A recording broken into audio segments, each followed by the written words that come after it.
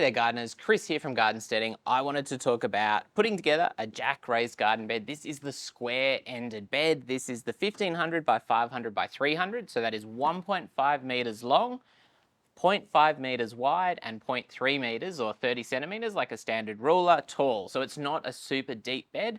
It's actually a little bit on the shallower end of things. However, it's a pretty good size. And the reason I picked up a couple of these is because they're 60 bucks. We want to put some melons into kind of an unusual position in the garden where we've got basically really poor soil where we want to plant them, but then we've got an embankment that runs down where something like a vine, like a pumpkin or a melon is going to be awesome. And so these seems like a pretty good idea as far as value of money. And I also want to check out what the corner system is like to see if it's pretty good. I've had some of the rounded beds and I've been relatively impressed with those. And so now it's time to have a look at one of these. The reason I'm here undercover in the carport instead of out in the nice sun, it's blowing a gale and I'm a little bit worried that a big eucalypt branch will land on me, which would be rather unpleasant. Okay, so what's in the box? We've got 4 of these longer panels. These do have the clip and hole system in them. So to obviously ensure that this is a pretty small package as far as being on the shelf, yeah, Jack have made it so that there are 2 side panels and then obviously a single end panel, which that seems a little bit strange to me, but I might just be overthinking it. It's because unlike some of the corners that I've seen before, the plastic corners, this is a metal corner. So technically speaking, this should be a little bit harder wearing than the plastic corners. The plastic corners I've seen have been a very dense and much beefier corner than we're seeing here. And so while I can see the benefits of this over the plastic corners on my really cheap beds, the fact that we're actually seeing raw metal along the edges where these have been cut does leave me a little bit worried that that's going to be a really obvious point where rust is going to appear from. But at the same time, it's a fairly thick, not overly thick, but a fairly thick piece of metal. So it should hold these beds together. And interestingly enough, it also uses that system where everything kind of clips into place. So there's little teeth here, there's little slots here, and just like the panels themselves, it's just going to slot in and then you put a nut and a bolt up the top and the bottom and you're ready to go. So really, really simple to assemble. As on the previous beds that I've bought, these do have a plastic coating on them. And you want to take that off because obviously you don't really want plastic in your vegetable garden beds.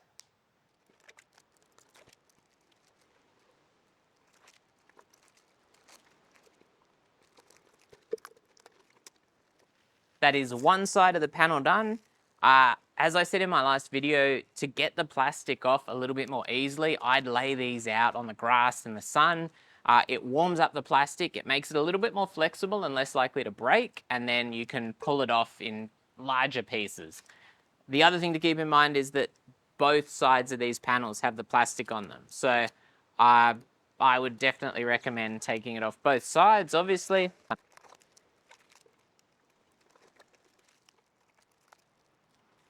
Okay, so when you're doing this job, the one thing I will recommend is if you're not fairly careful, I would wear gloves and a decent glove, not just like a plastic glove, because the corners are sharp, the edges are not as sharp, but still sharp.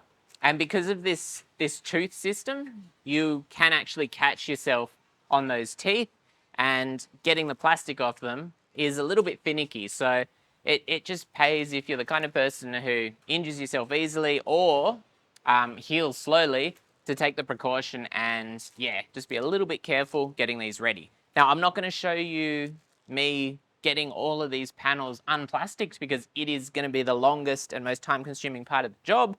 But I will note that these also have plastic on them. So I'm going to do the 4 corners, I'm going to do each of these panels, and then we're going to be right back. We're going to put it together. I'm not going to waste your time. I'm going to try and do this as quickly as possible just so you get a rough idea of what's involved and any challenges I come up against, which I think are unlikely, and then we'll move on from there. I knew buying a bin for the shed was a good idea because I can use it today to hold all the plastic, and obviously the paper's going in the recycle. Now, I should note that removing the plastic isn't even in the instructions, so I'm assuming you take it off because that's what I've always done on all the different beds that have had it, but maybe it's intended to be left on for extra protection. I would assume that's not the case, and obviously plastic in your garden beds, especially thin plastic, to break down is not really an ideal thing, but I just want to show you what it looks like so that if you're looking at your beds, you're seeing what I'm seeing.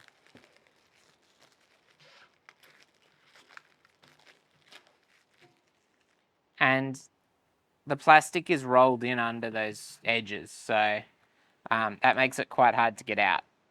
Okay, so what we do have here is the screw and the nut and a little Allen key for tightening it up. This is a tool-free installation apart from that little Allen key. These are aluminium. They are very, very soft. If you try and put a power tool on these, even a power tool, like a little 12-volt drill, or impact driver with an Allen thing on the end, it's probably going to tear these to shreds. And as you can see, that's designed so that you can hold it. You got good grip, and yeah, you just basically tighten it. So it's simple, but as I said, it's a very, very soft bolt and screw system, and it'll do the job, but it's not like some of the competition where they recommend power tools and they've got steel nuts and bolts. So keep that in mind. So our little short panel, as you see here, is our end. And basically what's going to happen is we've got the teeth, and in their instructions, they have the teeth facing down, which to me doesn't make the most sense, but what I did last time with my other beds is I put them together the other way and then flipped them over, because I liked the teeth facing up kind of holds everything together, whereas I guess on flat ground it's less of an issue, but that made sense to me. Maybe it doesn't really make any sense, but yeah, so basically that's it locking in there. It's pretty simple. The thing to keep in mind with this corner system is that you've got a bolt top and bottom which holds everything in place, and then the teeth in the middle take care of everything else. So that's nice and easy. However, with these corners, there is a cap that goes over the top. And I haven't even tried to put this on before. It seems like a bit of an unusual. How does this work?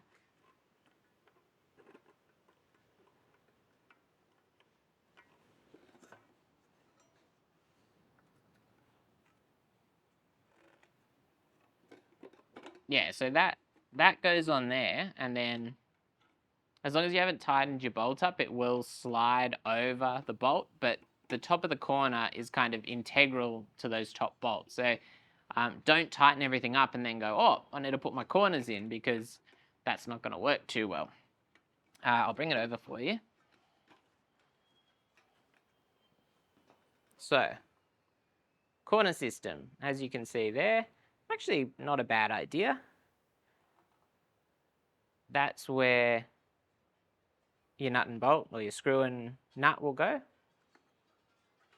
And hopefully you can see here, the teeth are on the inside. And so that's the teeth there. And once you've got everything in place, you push those teeth down, and they help hold everything in place.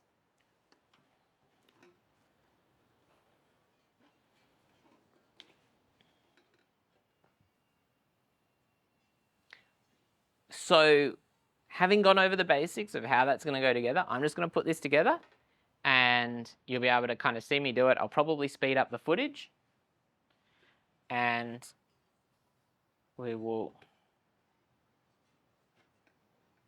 have some afterthoughts of putting the whole thing together.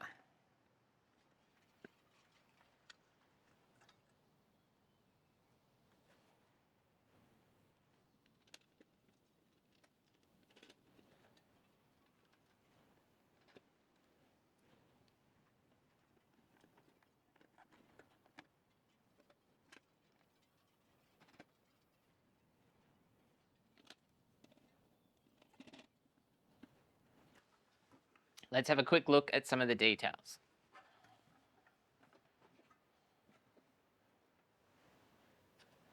As you can see, the small end of the nut is down the bottom, and that way you've got good grip on that nut. So with that corner, the corner actually protects all the joins so that you're not going to cut your hand on them, which is kind of visible just in there. Those edges are all protected. And those little tabs, oh, it's gotten real dark. Those little tabs here are on the outside. Now, the one thing I don't like from an attention to detail perspective is on this side, there's a little bit of plastic still there. On this side, the teeth are on the inside. On that side, the teeth are on the outside. And if you like things consistent, yeah, that's not so consistent. But simple. Putting those corners on last, probably a smart idea. But we'll make it work.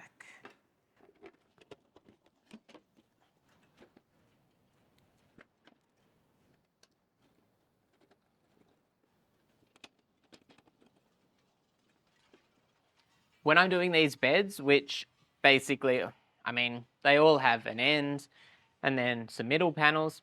Where the middle panels join, I prefer putting the whole end together and then doing the middle section of the garden bed last. And there's a very good reason for that, specifically with this type of bed. This has this little support joint, and this is going to go in between two of the nuts and bolts. And so if you put your panels together, I mean, you could put them one of them together with this already in place, but it's easier, I feel, to do the whole end and then the other whole end, meet in the middle, put your little support in place, and off you go. One of the things I don't so much like about these beds is that the support is right up the top. So on the one hand, when you're using your garden bed, it's very obvious that it's there. So it's going to be a little bit harder to like dig down and hit it. However, I would still kind of prefer a support like this to be, say, running through the second tooth down so that it's below the surface of the soil. It's not so visible, but it's still giving you that rigidity to the garden bed so it's not bowing out. But that is just me.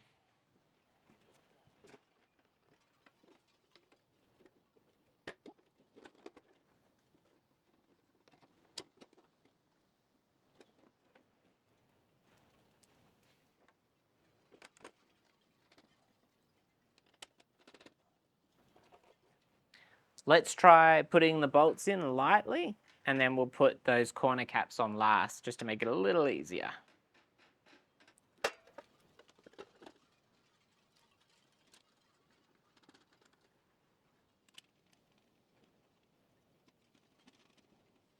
Don't force those nuts onto your screws. Because they're such a soft material, as already mentioned, you can cross-thread them.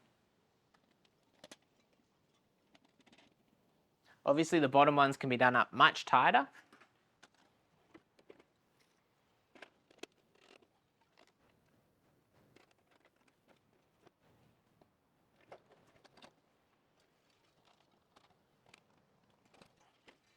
So we've got our corner piece. As I already mentioned, the top of this actually goes inside this piece, and these little tabs on either side, they go on the outside, from what I can tell. Anyway, I couldn't get them to fit the other way around. So we're just going to align that. And it kind of clips on. Maybe I should check those instructions again. But it seems to only really work one way, so let's have a look. So, checking the instructions, they actually have this panel on the outside, which to me is silly, because then you've got a sharp edge sitting on the outside. Well, I didn't need those instructions anyway. I'm going to do it the way I think it makes a hell of a lot more sense. And while it does bend the top of that panel in a little bit, it ensures that the two sharp corners are under that little tab, which to me is more important than whatever they were trying to do. I don't know. They do have that tab in between, but like I just said, I don't really understand why you'd do it that way, when you can ensure that the most dangerous part of these beds, which is the corners, are totally hidden away behind that tab.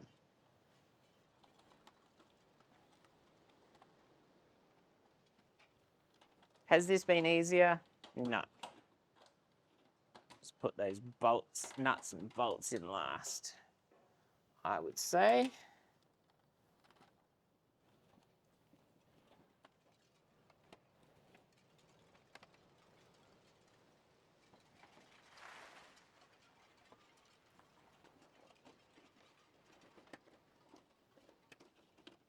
This is why I like having the teeth pointing up instead of down. It just makes putting everything together so much easier.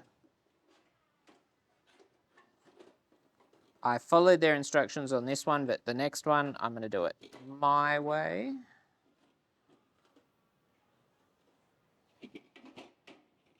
And you can actually just bend those tabs or those teeth up to make it easy to get them in place. Maybe that's the intention.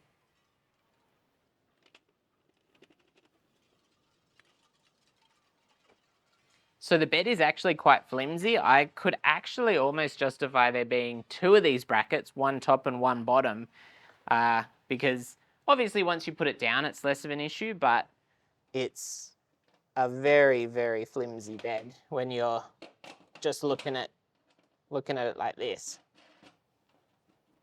Okay, so this goes over the top.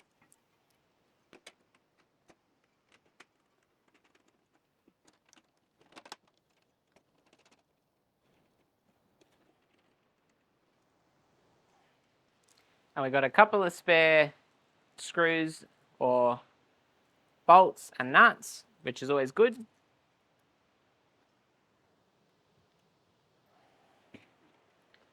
Final job, just tighten everything up and we'll be good to move it into the garden. And I appear to have lost that Allen key.